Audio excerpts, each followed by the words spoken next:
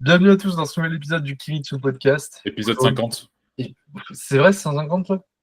C'est épisode 50. C'est Masterclass. Masterclass. Hier en Voilà. France, ça fait ça à part. En fait, seulement 1% des podcasts passent le 10e épisode. Donc on fait déjà partie des 1%. Voilà. Donc, Masterclass. merci. Voilà, Masterclass. Ok, aujourd'hui du coup ça va un peu dans le thème parce que les podcasts ça fait quand même longtemps qu'on en fait et aujourd'hui je voulais discuter de un petit peu notre évolution en tant que coach. J'ai noté pas mal de questions sur lesquelles je vais lancer Nathan et puis ça sera ouvert à discussion. J'ai peur. Pour voir un petit peu au fil des années comment a évolué notre mentalité par rapport à tout ça. Du coup, la première question pour toi, c'est au départ, quelle était ta motivation première à commencer à coacher? Et aujourd'hui, est-ce que c'est toujours le truc qui te drive le plus à continuer? Je rigole déjà. C'est ce que je vais répondre. Non, en vrai, au début, ma motivation première à coacher, c'est juste que ça me faisait kiffer. C'est aussi simple que ça. Je suis pratiqué depuis un moment. J'ai commencé à coacher un petit collègue par-ci, un collègue par-là. Ça m'a plu. Puis au fur et à mesure, j'ai commencé à professionnaliser la chose, rendre le truc de plus en plus, de mieux en mieux, me former de plus en plus, etc., etc. Donc non, en vrai, c'est toujours le cas. C'est toujours que ça me fait kiffer. Ce qui me fait kiffer, c'est pas tant avoir des champions de France, des choses comme ça. Ce qui me fait kiffer, c'est surtout même aujourd'hui, hein, ça va pas changer. C'est surtout avoir une pluralité de profils différents, de coacher plein de façons différentes, de voir plein de gens qui répondent à plein de choses différentes. Enfin, en vrai, ça, et aussi, parce que maintenant, on commence à avoir quand même un groupe de coaching qui est quand même très bien développé, pas mal de projets à côté, et c'est surtout développer un truc qui me drive aujourd'hui, c'est surtout développer au-delà de juste être coach, c'est développer un empire. L'aspect business aussi. Voilà, l'aspect business me drive énormément, d'autant plus aujourd'hui, plus qu'avant. Donc voilà. Et toi? Non, moi au départ, c'était vraiment purement coaché. J'ai toujours voulu coacher. Enfin, dès que je me prenais une passion pour un truc, j'aime bien l'idée de le partager avec quelqu'un.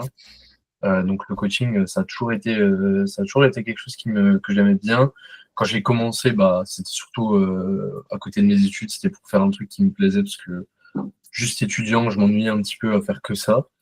Au final, je me suis pris de passion pour ça. Là, ce qui me fait vraiment, vraiment kiffer, c'est quand j'ouvre mes retours et que je vois des gens ultra satisfaits,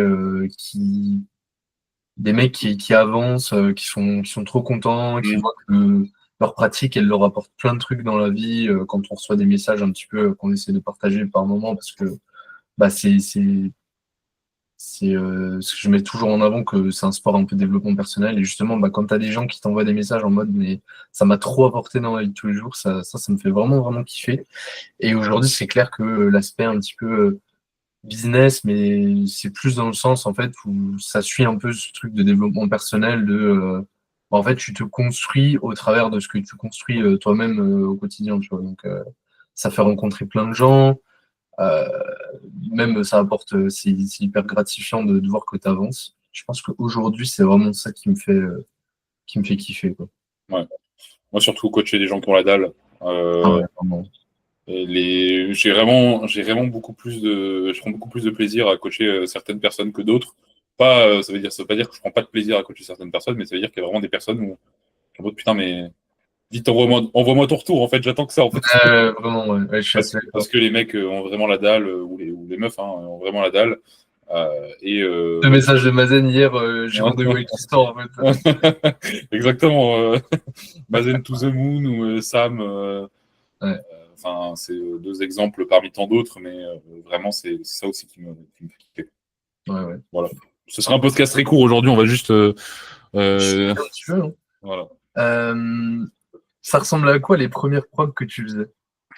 Pas grand-chose. Je dois pouvoir sortir, hein, je me rappelle, c'était une catastrophe. Non, en vrai, je coachais un petit peu de la même manière que ce que j'étais coaché à l'époque. Donc à l'époque, j'étais coaché par par Thibaut, donc coaché un petit peu de cette manière-là.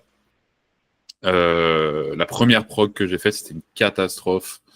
C'était avec Noah.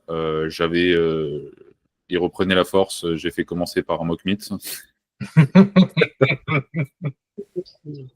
Quand j'y repense, je me dis mais quel genre d'enculé en fait. Quel genre d'abruti en fait. Donc je voulais lui faire ça pour voir un petit peu son niveau, mais en fait pourquoi j'ai fait ça.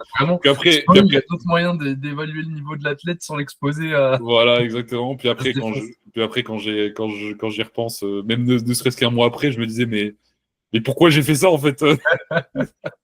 Donc non, ça après oui, je trouve que j'ai quand même, je me suis beaucoup développé, surtout dans le jugement que j'ai de certaines méthodes de coaching et arrêter de penser qu'il y a une méthode qui est meilleure qu'une autre et que c'est pas parce que quelqu'un fait quelque chose de différent de toi que forcément c'est mauvais et qu'il y a toujours quelque chose à prendre un petit peu de partout pour justement s'améliorer en tant que coach, même en tant qu'athlète, peu importe, mais voilà. Ouais. Et toi, mon jeune? Moi, j'étais à l'époque où j'ai commencé à coacher, la plus grosse expérience que j'avais eue en étant moi-même coaché, c'était quand j'étais coaché par Corentin Clément. Donc moi, les progs, c'était à base il y avait des variations, mais dans tous les sens. Vraiment. Triple RPE9, triple RPE9, triple RPE9, triple RPE9. Non, mais c'était plutôt. T'avais du 3-0-3, derrière, t'avais du Larsen, derrière, t'avais pas une série de comptes.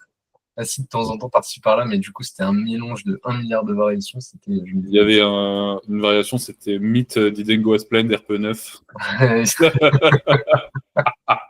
C'était vraiment de la variation pour mettre de la variation. Donc ça, je crois que c'était le pire truc que je faisais, quoi. Je savais pas. Puis vraiment, c'était de programmer des trucs sans me demander pourquoi. Tu sais. Je me disais, genre, premier bloc, je programme un truc et ensuite on verra en fonction, tu vois. Genre, le premier bloc n'avait pas forcément déjà de la réflexion. Tu vois. Je pense que c'est le truc qui a le plus changé, quoi. Moi, j'ai un truc à changer surtout, c'est que j'ai beaucoup moins tendance à pousser les blocs. Et j'ai beaucoup plus tendance à faire des blocs vraiment, vraiment chill souvent et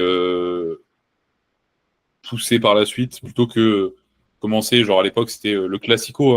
T'as un jour primaire, c'est tu finis premier bloc triple RP9, deuxième bloc double RP9, troisième bloc single RP9. Ça fonctionnait très bien, ça c'est pas le problème. Mais en fait, ça fonctionne très bien pour des débutants. En fait, il y a un moment où tu arrives à un palier, ça fonctionne plus. Ouais. Parce que progresser aussi vite.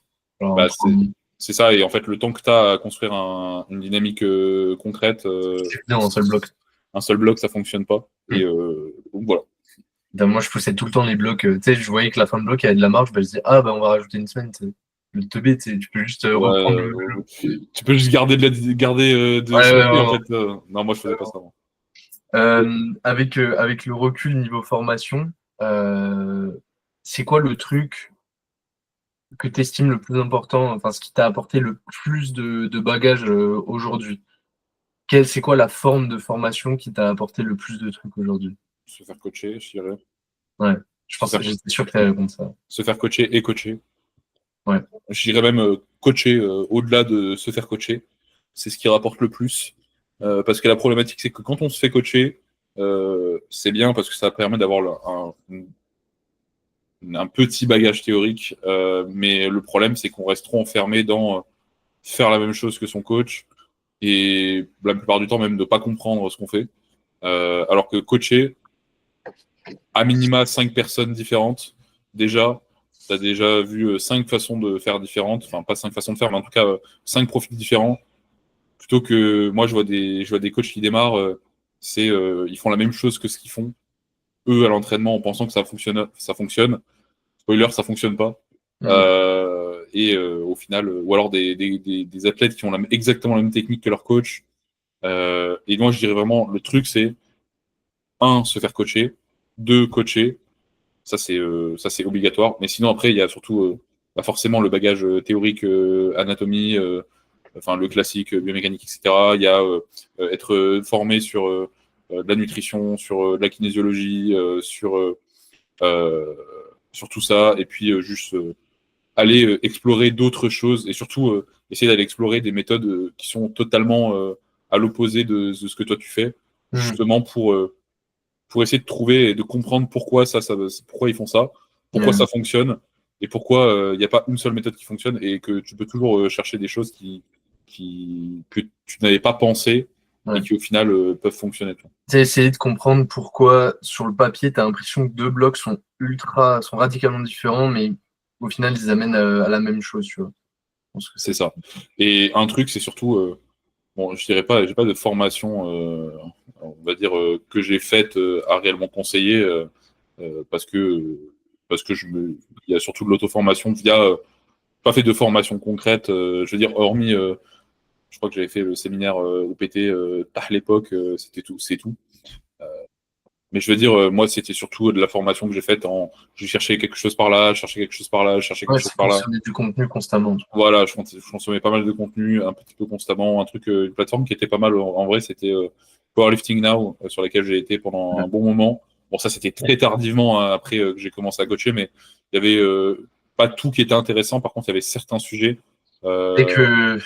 Dès que Papy Ischio parle, hein, c'est du petit lait. Hein, vraiment. Dès que Papy Ischio dit non, mais l'ordre des jours dans la semaine a de l'intérêt. Dès que Sean Noriega m'a parlé de polariser les semaines, je me suis dit, mais en fait, il a trop raison, quoi. Non, mais Nathan, mais en fait, tu comprends pas, Papy Ischio ne l'a toujours pas dit, donc ce n'est pas vrai, en fait. Est-ce que si Sean Noriega n'en parle pas, c'est la peine d'en parler? Franchement, est-ce que The Christian Lifter n'a rien dit est-ce qu'on peut l'utiliser? Non, mais en gros, enfin, je veux dire, le plus important, ça reste se faire coacher, je dirais. Je connais très peu de coachs qui sont bons sans s'être fait coacher par des gens compétents, en tout cas. Et le trop peu de coachs que je connais qui ne sont pas fait coacher, ils sont bien trop enfermés dans leur truc et ils n'ont aucune vision. Ils sont vraiment étriqués dans leur truc. C'est je ne fais que ça et je ne sors pas de ça. Et puis voilà quoi. Et généralement, il y a pas mal de choses qui vont pas, mais ils s'en rendent même pas compte parce qu'ils n'ont rien vu d'autre. En fait. Voilà. Ouais, ça fait sens. Ah, je suis un peu d'accord avec toi. Je pense qu'il y a aussi un truc là aujourd'hui où vraiment je trouve que c'est ultra enrichissant, c'est que maintenant que on bouge beaucoup, qu'on est un peu plus connu, on a un peu plus de contact, c'est de discuter avec d'autres coachs. Tu vois. Ouais. Genre quand tu es en compétition ou peu importe, ou que tu bouges un peu, etc., à droite à gauche, ou même juste sur Instagram, en fait, tu partages du contenu, donc tu commentes celui des autres, ou on commente le tien, etc. Et vraiment de discuter avec des gens qui voient les choses différemment, tu vois. Genre là, moi, à Mulhouse, là, hier, j'avais une discussion hyper intéressante avec Evan et Louis-Félix, tu vois. Ouais. On prog tous de manière ultra différente. Et je trouve que ça, en fait, c'est super enrichissant, quoi. Quand les gens sont ouverts à discuter et que ça finit pas en. C'est moi qui ai raison. Hein. Ouais, c'est ça. Genre, quand les gens sont curieux de comprendre ce que tu fais ou pourquoi tu fais ça, telle ou telle chose. Vraiment, les discussions que tu as avec les gens, quoi, c'est super enrichissant, quoi.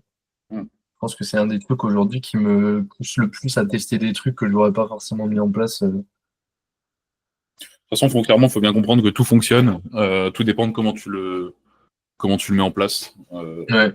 Tu pourrais même mettre le truc le plus farfelu de la planète si foncièrement ça fonctionne. Tout est une histoire de stress, récupération, adaptation, parce que, comme tu as dit, les gens qui se rendront compte que dans le stress, adaptation, il y a récupération entre les deux.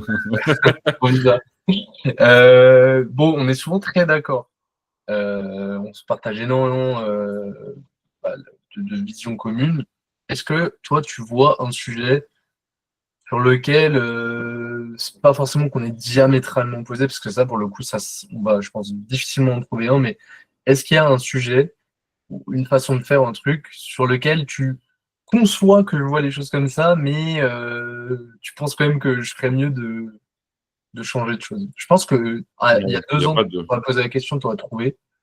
T'as peut-être un peu moins maintenant. Il n'y a pas de sujet. En fait, je suis pas du genre à trouver qu'il y a une méthode de faire qui est, enfin, d'être en mode. Non, en fait, j'en bats les couilles de ce que tu dis. C'est de la merde. Regarde-moi comment je fais. C'est mieux. Je suis pas comme ça. Enfin, ça dépend le sujet, mais mais mais n'en parlons pas. Mais non, sinon je vois rien comme ça. Peut-être la programmation des jours secondaires et jours primaires, où on en avait discuté une fois dans un podcast, comme quoi j'ai tendance à prioriser plus de volume d'entraînement sur le jour secondaire. Ouais. À l'inverse de toi, l'hyperfréquence que j'ai tendance à bien moins utiliser que toi aussi, mais que j'utilise de plus en plus d'ailleurs. Mais sinon c'est plus ou moins tout, je crois. Il n'y a pas des masses de choses sur lesquelles on n'est pas d'accord. Ouais, c'est vrai. Je sais pas, en fait. Logique. Le smiley, en fait. Juste, c'est normal, en fait. Je veux dire, la meilleure méthode, en fait. Ouais, non, c'est vrai que je pense que, mine de rien, en fait, avec le temps, j'ai l'impression qu'on a vachement lissé nos manières de faire. Je trouve que, tu vois, quand on a commencé à bosser ensemble, c'était beaucoup plus imposé, tu vois. Je trouve il y avait beaucoup plus chacun une identité. Je trouve que là, de plus en plus, au final, on se rejoint vachement sur la manière de faire, quoi. Après, on en a beaucoup discuté aussi. Ouais. On a beaucoup rejoint certaines choses. On se coach et on s'est coaché chacun l'un l'autre. Donc, on a vu aussi les différentes manières qu'on avait de faire. On a eu des coachs communs. Voilà. Donc après, non, on n'a pas de désaccord réel. Non. Hormis sur certaines choses. Techniquement, je trouve qu'on a beaucoup plus de désaccords. Ouais. Non, oui, non, je pense que c'est à la limite, c'est le seul endroit où vraiment. Mais ce ne pas des désaccords, mais c'est juste. Non, mais c'est juste qu'à problème X, on n'a pas forcément en priorité la même solution, tu vois. Je pense que j'essaierai d'autres choses que toi, et là où je viendrai sur ta solution plus tard, toi tu viendrais plutôt sur la mienne après, tu vois. Ouais. Donc, je pense que c'est plus ça la différence. En effet. Non, mais après, voilà, je sais pas, là, c'est Sam qui avait posé cette question parce qu'il aime bien quand je le mentionne à chaque fois. mais non, on n'a pas de désaccord réel sur certaines choses. Non. Je sais pas s'il y avait d'autres questions. Ouais. Sur quel sujet, est-ce qu'il y a un sujet sur lequel tu as vraiment changé de point de vue avec le temps? Un truc, soit en termes un truc que tu programmais beaucoup, que tu programmes beaucoup moins. Le RPE, ça c'est un classique, hein, mais je veux dire, c'est le classique c'est pas pour dire tu programmes un RPE, tu te branles les couilles, mais je reste convaincu que si tu ne sais pas programmer en pourcentage, n'essaie pas de programmer en RPE parce que tu es censé savoir programmer, on va dire, c'est censé savoir manipuler les pourcentages, l'intensité de ton athlète toi-même. Et je trouve que, en fait, juste laisser trop la main ou juste ne pas du tout le prendre, le manipuler, en fait, c'est juste un gage d'incompétence. Donc voilà, ça c'est un sujet sur lequel je vais pas me changer parce qu'à l'époque, quand j'ai commencé en tout cas à coacher, je ne savais pas programmer en pourcentage, j'avoue, hein, et j'étais bien moins compétent. J'étais même pas très compétent par rapport à comment je le suis maintenant. Donc voilà, je crois que c'est le sujet sur lequel j'ai vraiment radicalement changé. Je confirme que prog en RPE, c'est la facilité, quoi. C'est la facilité d'accès, quoi. Non, c'est pas prog en RPE qui est la facilité. Très bien programmé en RPE, c'est beaucoup plus compliqué que ça en a l'air, tu vois. C'est ça, c'est le problème, c'est que c'est un peu la solution de facilité parce que en fait, que 5 touches à utiliser, donc 5, 6, 7, 8, 9. Virgule et 5 à la limite. Et moins 10% derrière et en avant. Ouais, voilà. Non, mais en vrai, je trouve pas que programmer en RPE ce soit facilité. Mais en tout cas, la majorité des gens que je vois qui prog, je parle bien je prog uniquement en RPE, il y a zéro utilisation de pourcentage, etc. À mon humble avis, ça cache quelque chose. Voilà. Pour moi, c'est la facilité d'accès à coacher. Ouais, mais à un moment, en fait, il faut aller chercher, faut pousser le truc, tu vois. Je veux dire, on en parle à chaque fois, mais je veux dire, c'est bien, mais tu peux, en fait, si tu prog en RPE, bon, là, je te parle, le mec prog full RPE. La problématique, c'est que faire des blocs très chill, ça peut être très compliqué parce que tu peux pas faire RPE 6, 6.1, 6.2, 6.3, 6.4. Bon, tu peux faire très bien 5, 6, 7, 8, tu vois, je veux dire, ça reste un bloc chill. Mais je veux dire, tu as tellement peu d'emprise en fait sur la T'as moins de programmation. marge de manœuvre, en vrai, t'as moins d'options. En fait, ton intensité, elle se résume à 4 touches, hein, c'est réel, mais je veux dire, alors que foncièrement, ton intensité, quand tu utilises des pourcentages, elle se résume à 50%, tu vois, 50% de marge, plus. Enfin, voilà, j'ai pas grand-chose à ajouter par rapport à ça. Je pense que tu veux dire. Et après, d'autres sujets où j'ai changé radicalement ma façon de voir les choses, il y a surtout des sujets où j'y connaissais rien. On passe mytho, hein, je suis pas un génie. Je suis pas un génie. Je me suis beaucoup formé, mais un truc où j'y connaissais rien, c'était la nutrition. Le classique, je veux dire, tout le monde s'y connaît un petit peu, savoir compter ses calories et tout, mais je veux dire l'aspect beaucoup plus poussé de ça, beaucoup plus aussi sur la réhab, le préhab, que j'y connaissais rien au début. En vrai, j'ai rien d'autre à dire parce que on en parle déjà dans pas mal de podcasts. Je sais pas si toi, il y avait des sujets où vraiment tu as radicalement changé de. Moi, je pense qu'il y a un truc sur lequel j'ai beaucoup changé, c'est l'utilisation de la spécificité. C'est qu'avant, j'avais tendance à être comp et juste manipuler volume, intensité, voire même quasiment que intensité. Tu vas avoir un volume et une spécificité assez fixe et juste beaucoup jouer avec l'intensité. Depuis Et que tu là, me connais, ça. hein? C'est depuis que tu me connais, ça. Ouais, tout à fait. Ouais, ça m'a vachement ouvert de. J'utilise beaucoup plus de variations qu'avant et j'utilise beaucoup plus justement cette Ton variable. aspect de progressivité. Ouais, justement, ouais. Ouais, ouais. Ça, c'est un des trucs sur lesquels. Et il a polarisé un petit peu plus aussi. En fonction des profils, je suis beaucoup moins frileux en fait à mettre beaucoup d'intensité. Ou tu vois, avant, j'avais un peu ce truc de vouloir tout le temps avoir trop de marge, tu vois. Hmm. Je voyais enfin souvent, quand j'y repense, j'avais des athlètes vraiment qui finissaient très, très, très, très, très loin, tu vois, des blocs où ils étaient partout RPE 6-7, tu vois. Il n'y avait même pas une pauvre série par-ci par-là où ils allaient un peu plus loin. Et vraiment manipuler un peu plus spécificité et finir un peu plus haut, ça c'est vraiment les trucs sur lesquels je pense que je vais le plus changer, quoi. Mais ça, c'est depuis que Papy Ischiol l'a dit, encore une fois. C'est Exactement, merci. Putain, mais chaîne d'Orega, qu'est-ce que je ferais sans ce mec en fait? the Christian Lifter, en fait. Ça ne change pas. Je serais qui en fait sans lui? Bon, c'est peut-être une question, on a un peu déjà répondu, mais est-ce qu'il y a une erreur quand tu y repenses que tu faisais très très souvent au départ et que tu fais plus maintenant? Pousser les blocs à chaque fois beaucoup trop.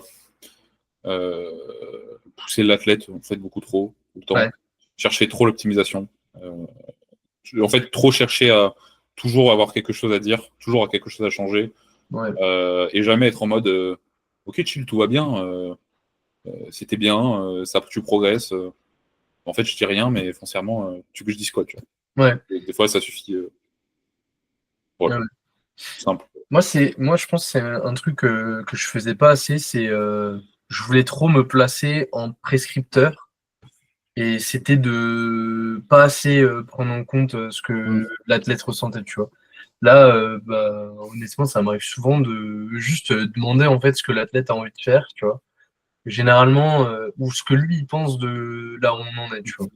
À un moment, Quand tu bloques. quand je teste un truc et que je vois que honnêtement, ça va pas comme je le veux. Très souvent, l'athlète, il est pas bête, hein. Il voit bien que si ça marche ou si ça marche pas, tu vois. Mm. Et des fois, il ose juste pas le dire. Et de plus en plus, dans ces moments-là, en fait, ouvertement, je joue la discussion. Je dis, bon, écoute, ça fait 2 blocs qu'on a testé un truc. Franchement, on passe mytho. Moi, en tout cas, j'en attendais plus. Et j'ai l'impression qu'en fait, on n'a pas les résultats escomptés. Est-ce que toi, tu as l'impression qu'il y a un truc qui manque ou est-ce que tu as une hypothèse? Comment tu vois les choses, tu vois? Juste, est-ce que tu as envie de tester un truc? Parce que souvent, si tu arrives à interpréter un peu, parce que forcément, l'athlète, il a moins de connaissances, donc il va, en fonction de son niveau, de son degré d'implication, d'expérience et de connaissances, il va le formuler différemment, tu vois. T'as des mecs, aujourd'hui, tu vois, je te coach, donc à un moment, quand il y a un truc qui va pas, tu vas me dire, je ressens ça, et quand je vais te dire, tu ferais quoi? Enfin, tu aurais envie de tester quoi? Tu vas limite me sortir déjà un plan tout fait. là où tu as des athlètes qui n'ont pas de connaissances, ils vont juste te dire ouais, je sais pas, je me sens pas assez challengé. Après, à toi de l'interpréter comme tu veux, tu vois, où j'ai l'impression que je m'ennuie, où j'ai l'impression d'être tout le temps fatigué, j'ai l'impression de. Ouais, genre, moi, par exemple, je te donne l'exemple de mon, on prend l'exemple de mon squat et de mon terre, tu vois, de Ouais. ce bloc-là, post-comp, on a redémarré trop, donc le bloc, entre guillemets, il s'est dégradé au fur et à mesure, tu vois. Techniquement, le squat est une catastrophe. Je t'ai dit, honnêtement, je m'y perds. Tu vois, je pense que je devrais revenir sur un format bien moins spécifique, revenir sur du très, très light, et surtout avoir un high bar dans la semaine qui m'aide justement à me retrouver en termes de pattern. Sur le terre, c'est pareil, je veux dire, on a redémarré avec un 4x2 à 120, à 220. Foncièrement, par rapport à un max à 290, ça paraît ridicule, tu vois, mais Ouais. en fait, moi, si je redémarre pas post-comp ou dès que j'ai forcé avec 140, comme tu fais actuellement. voilà, avec 160, en fait, Ouais. j'explose, en fait, tu vois. Et ça, le problème, c'est que du coup, si t'en parles pas avec l'athlète, c'est compliqué de justement trouver un petit peu ses individualités parce qu'au final, quand tu as un max à 2,90, repartir sur des x2 à 120, pour la majorité des gens, tu peux te dire, bah ouais, chill en fait. Même moi, tu vois, dans ma tête, je me disais, bon, ça va, tu vois, x2 à 220, il va torcher ça. En fait, pas du tout, mais. Fail première semaine. Ouais. Mais du coup, si on n'en parle pas, bah du coup, c'est compliqué. Donc, ouais, ça, je pense que c'est le truc. Vraiment d'avoir beaucoup moins peur de montrer que en fait tu n'as pas la science infuse et que Omniscient, quoi. ouais c'est ça que en fait des fois tu sais pas et tu as envie d'avoir l'avis aussi de l'autre personne, tu vois. Ouais. Moi, quasi tout le temps, je demande, tu vois, tout le temps, je t'explose. Moi, je suis tout le temps, en fait, vraiment, j'imagine vraiment le coaching comme une collaboration, c'est-à-dire que j'expose toutes mes idées. C'est-à-dire, par exemple, je donne l'exemple de Mazen, il progresse très bien en bench, progresse très bien en terre. Le squat, bon, il a très bien progressé, mais là, ça fait un bloc et demi où c'est un peu mou, surtout que sa hanche le gêne pas mal, tu vois. J'expose, je dis, ok, potentiellement, on a cet aspect-là qu'on pourrait travailler par la suite. On teste cet aspect-là. Je dis, OK, qu'est-ce que tu en penses? J'aimerais bien potentiellement, que si on voit comment ça évolue, et si d'ici quelques semaines ça n'a pas fonctionné, potentiellement on peut essayer de ça. J'attends son avis, etc. Il me dit ce qu'il en pense. Enfin, tu vois, genre, c'est vraiment ça qui est intéressant, je trouve, dans un Ouais. coaching. C'est pas tant l'aspect de je donne ça et tu fais ça et ça s'arrête là, tu vois. Et je trouve que justement c'est ce qui permet à l'athlète de se sentir impliqué. Et très souvent, tu sais, ça m'est déjà arrivé de dire bah ok là actuellement j'ai plutôt envie qu'on aille dans cette direction, mais je pensais aussi potentiellement à ça ou à ça. Ouais. Et tu testes, ça fonctionne pas vraiment. Et un jour, tu sais, en retour, il te dit, ouais, tu m'avais parlé de tester ça. Du coup, je me suis dit, bah, sur une série, je vais tester parce que j'ai l'impression que je me sentais pas bien. Donc, je me C'est suis dit, bien, ouais. quitte à mal me sentir. Et en fait, il me disait, je me sentais trop bien. Donc, série d'après, j'ai remis ça en place. Là, je me sens bien. Et en fait, tu vois, le gars, juste, il a testé dans son coin. Il se rend compte que c'est bien. Et ça permet de gagner du temps, des fois. C'est ça. Et essayer en fait, d'un peu intégrer, pas l'auto-coaching dans son coaching, tu vois, mais genre d'être en mode être proactif dans ce que tu as envie de faire. Ouais. Et moi, il y a beaucoup de fois où je dis, en fait, mais pourquoi, en fait, enfin, tu me payes pour avoir mon retour, etc. Mais pourquoi t'attends mon retour pour mettre des choses en place, tu vois? Je suis en mode, avant tout, essaye vraiment t'es dans ta séance, tu te sens pas bien, tu sais que c'est un mouvement qui a tendance à un peu être problématique. Filme-toi sur tes warm-up, t'es sur ton last warm-up, tu regardes, t'as filmé, ça paraît pas mal, ok, ça paraît pas ouf. Tu te dis, ok, il faut que j'essaie de faire ça, on va essayer de remettre ça en place. T'as beaucoup trop de gens qui arrivent un petit peu et ils sont en mode, j'attends la solution, tu vois. Bah non, essaie de Ouais. provoquer la solution, tu vois. Ou tu vois, moi, j'avais la discussion justement avec Louane la dernière fois. Elle me disait, ouais, parce que tu sais, je lui avais cue un truc et visuellement, moi, ça me paraissait bien, tu vois. Mm. Mais elle se sentait pas super bien, tu vois. Et un jour, elle m'a dit, ouais, au final, j'ai juste changé ça et tout. Je sais que c'est pas vraiment ce que tu me demandais, mais par contre, moi, je me sens giga bien, tu vois. Je lui disais, mais en fait, in fine, moi, je m'en fous parce que ce qui compte, c'est que tu te Ouais, sens bien sous la barre, tu vois. Si visuellement, c'est masterclass, mais que tu te sens pas fort, bah, le jour où il va falloir faire un fond RPE 10, si t'es pas en confiance que tu te sens pas bien sous la barre, ça reste quand même, j'en ai parlé il y a pas longtemps, le concept de être à l'aise sur un mouvement. Je suis OK et pas OK avec ça, dans le sens où j'avais exposé, c'était Julien, que je coach depuis peu, qui écoute les podcasts d'ailleurs, donc il se reconnaîtra, qui était bousillé du dos, qui pouvait même plus faire un squat à 120, il pouvait plus faire un inter à 120 pareil. Et on a relancé une dynamique, on est reparti. Il avait tendance à manquer vraiment de hinge, il était entièrement sur l'avant de son pied de partout. Surtout, il avait pas comme je dis, il engageait pas du tout ses hanches, il était entièrement en extension au niveau du dos, donc il avait, un gros manque de rigidité à ce niveau-là. Et je lui ai dit, mais en fait, là, il se sent pas à l'aise, par exemple, sur son squat, tu vois. Et je lui ai dit, mais là, tu te sens pas à l'aise. Par contre, visuellement, c'est très bien. Et tu es à 100 kilos de ton max encore. Je lui dis, t'en fais très peu, que ce soit en intensité, en volume d'entraînement. Tu as un niveau de forme qui est pas normal parce que bah, tu reviens, entre guillemets, d'une blessure. Parce que je l'ai récupéré, il était comme ça. Et je lui dis, foncièrement, pour l'instant, le fait de je suis à l'aise ou je suis pas à l'aise, on va le laisser de côté. Parce que avec un niveau de forme qui n'est pas normal, cette information, elle va plus venir brouiller les pistes qu'autre chose. Tu vois. Donc je lui dis, tu laisses ça de côté. Pour l'instant, toutes les bases sont maîtrisées, c'est-à-dire tu engages bien tes hanches, tu as un bon bracing, tu as la def, tu as les standards, tu as les trucs. Pour l'instant, tu laisses ça de côté. Une fois qu'on aura récupéré un niveau de forme qui sera normal, t'en feras suffisamment, etc., on viendra prendre ça en compte. Et par-dessus ça, on viendra faire des adaptations dessus. Tu vois. Parce que du coup, depuis, il est retourné sur des charges parce que ça fait un mois que je coach. Il pouvait même plus squat 140, il a re-squat 170, tu vois. On est reparti très light. Certes, il se sent pas à l'aise. Par contre, visuellement, c'est pas mal. Il a pas de douleur, etc. Je lui dis, le fait d'être à l'aise pour l'instant, tu le mets de côté. On s'en fiche. Mais encore une fois, parce que l'enfant, on a eu cette discussion, il me dit, ouais, mais pourquoi est-ce que c'est pas important que je me sente pas à l'aise?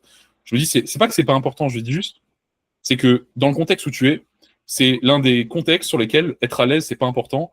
Contrairement à tu es en plein bloc qui fonctionne bien, ou tu es sur un macro cycle qui fonctionne bien, tu as un niveau de forme normal, puis d'un coup, tu commences à pas te sentir à l'aise. Là, il y a un problème. Ou alors, tu fais un changement technique, tu te sens pas à l'aise, 1, 2, 3 semaines, ok. Au bout de 4 semaines, c'est toujours un peu rouillé, etc. Ok, on prend le truc en compte. Par contre, tu as un max à 250 en x2 au squat, et tu fais des squats à 150, à 160, tu peux pas te sentir à l'aise comme ça. Tu vois. Je veux dire, ton squat le plus lourd de la semaine, c'est 160. Tu peux pas te sentir à l'aise, t'es désentraîné non-stop en fait toute la semaine parce que ton nerveux, t'as pas relancé la machine. Ouais, non, oui. C'est clairement, il y a des contextes qui font que, mais plutôt à partir du moment où tu es dans une période entre guillemets normale et que tu es entre deux techniques qui sont visuellement bonnes, bah, choisis celle où tu es la plus à Ouais. l'aise, tu vois, peu importe que. Et je reviens du coup là-dessus, tu vois. C'est qu'il me dit, ouais, mais j'ai tendance à me sentir plus à l'aise comme ça. Je dis, oui, Ouais, mais t'as toujours lifté comme ça, même si. je dis, t'as toujours lifté comme ça. Je lui dis, tu passes du tout au tout, tu vois. Je lui dis, ton corps, il essaie juste de te ramener dans un pattern sur lequel il est à l'aise, sur lequel il est bien, tu vois. C'est pareil, t'as toujours lifté comme ça, donc spécifiquement, t'as construit du muscle qui t'aide à être bon dans cette position-là, Ouais. etc., etc. Je dis, pour l'instant, tu laisses ça de côté. Dès qu'on sera revenu sur 200, 220 plus, on en discutera, on viendra faire les adaptations, mais je préfère faire des adaptations sur quelque chose où les bases sont maîtrisées, où tu comprends les trucs pendant plusieurs mois, plusieurs semaines, et entre guillemets, quand tu as construit un niveau de forme classique, tu n'as pas de douleur, plutôt qu'essayer dès le début de trouver un mouvement sur lequel tu es à l'aise, alors que tout ce que tu as besoin, c'est pratiquer plus, et pratiquer plus avec une bonne technique. Voilà mon petit Julien, j'espère que ça te plaira. Si c'est un retour dans le Voilà, si j'ai un retour, bah, je le verrai à la salle, donc tout simplement.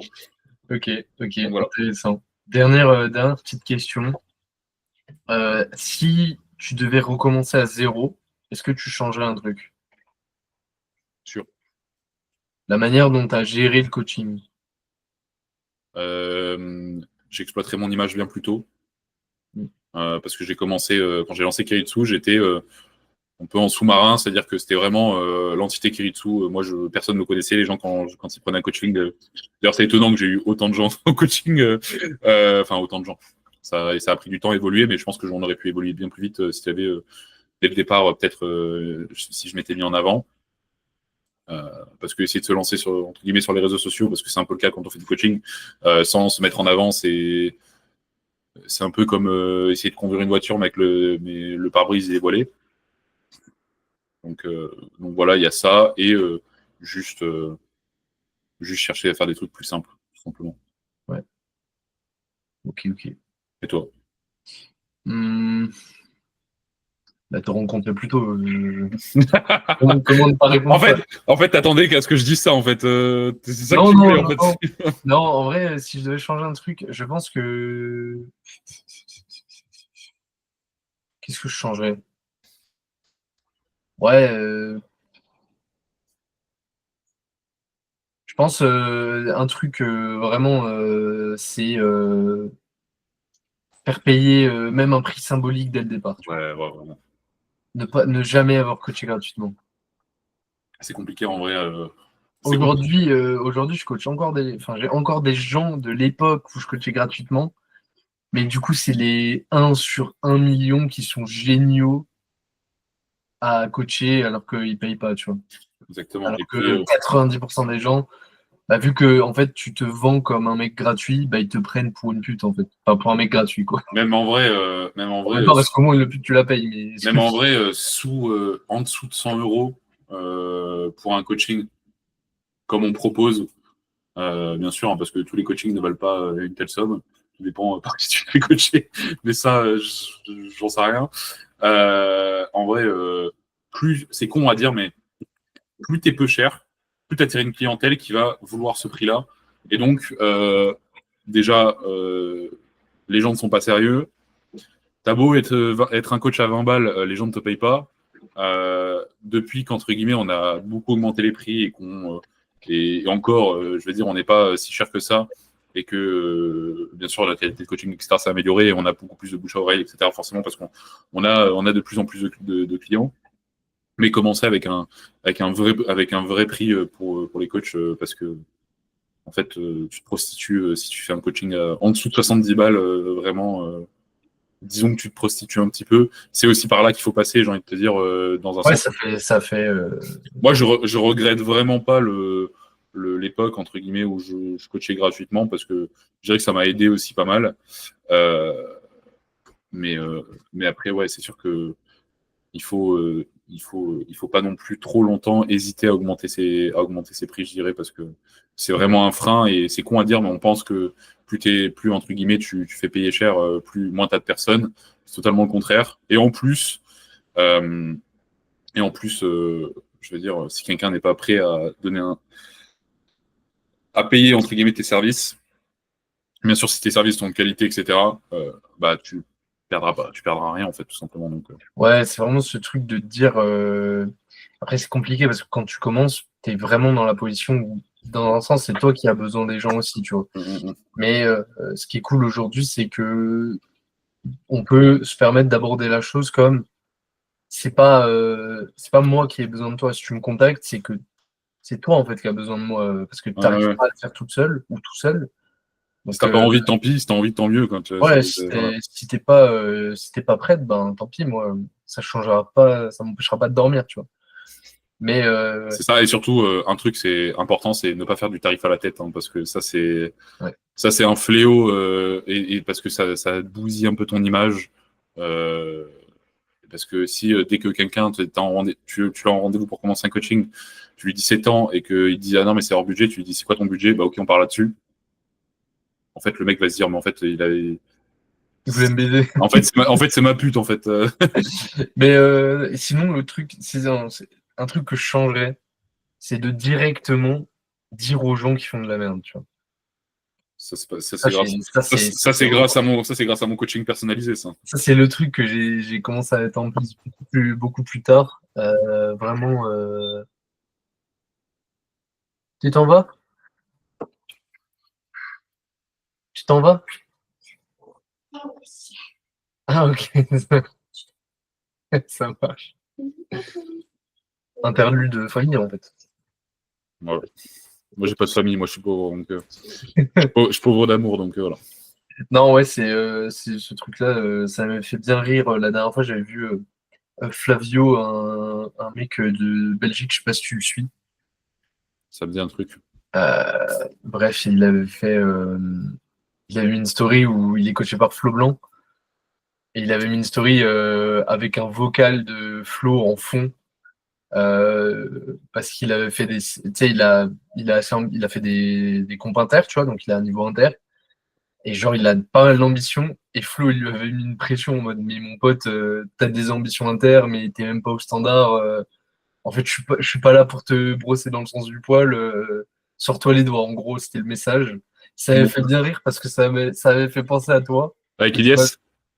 ouais, ou même à toi quand tu m'avais dit, mais arrête d'être gentil, en fait. Arrête. Je me rappelle, tu étais chez moi, je t'ai fait un coaching en direct. Ouais, ouais, ouais, ouais. Comment apprendre à À dire les choses, en engueuler fait. quelqu'un. Voilà. Moi, non, mais ça c'est. Flavio, SO, la même chose avec Ilyes. Ouais. Voilà. Quand ça fait plusieurs semaines que je harcèle Ilyes pour avoir une vidéo de bench et que tous les jours il me dit non mais mon téléphone il avait plus de batterie, non mais c'est dans ma caméra, je te l'envoie plus tard. Ça fait un mois, j'ai toujours pas eu de bench, j'attends toujours. Je lui demande de me filmer de côté son squat, ça fait un mois, j'ai toujours pas eu. Trop bizarre. Trop, Non, mais trop bizarre. Putain, mais après, il te dit, t'inquiète, je suis pas dev, donc ça me terrifie. Bon, enfin bref, voilà, voilà. voilà, voilà, je pense qu'on a fait le tour. On a fait le tour ou il y a encore des questions? Non, j'ai fait le tour. Voilà. Bah, je crois que c'est tout. Je crois qu'on a fait le tour. C'était un petit podcast assez court. Enfin, court, ça a quand même duré 40 minutes, je pense. Combien de temps ça a duré? Je sais pas. On sait pas. Je Enfin, vois pas bref. trop passer avec toi, en fait. Bon. Voilà. Donc, Ouais! ouais. Donc, je sais pas si vous avez vu, j'ai sorti une petite vidéo programmation du coup sur YouTube pour ceux que ça pourrait intéresser. Je prépare un bloc, le suivi d'un bloc, tout simplement en direct, en expliquant un petit peu les démarches que j'ai mises, enfin la réflexion que j'ai mise en place. Si jamais vous êtes intéressé par un suivi, tout simplement, n'hésitez pas à nous contacter, que ce soit directement via le site internet, via le formulaire, via notre compte Instagram à l'un de nous, ou directement le compte qui est dessous. Si jamais vous voulez démarrer la force, mais que vous ne savez pas comment commencer, vous n'êtes pas chaud pour l'instant pour un coaching, prenez un coaching quand même, mais si jamais, Bushido, c'est notre programme gratuit, qui fonctionne très bien sur 12 semaines. Et enfin, dernièrement, c'est fini la pub après, code Kiritsu sur NutriPure pour les meilleurs nutriments du game. Et voilà.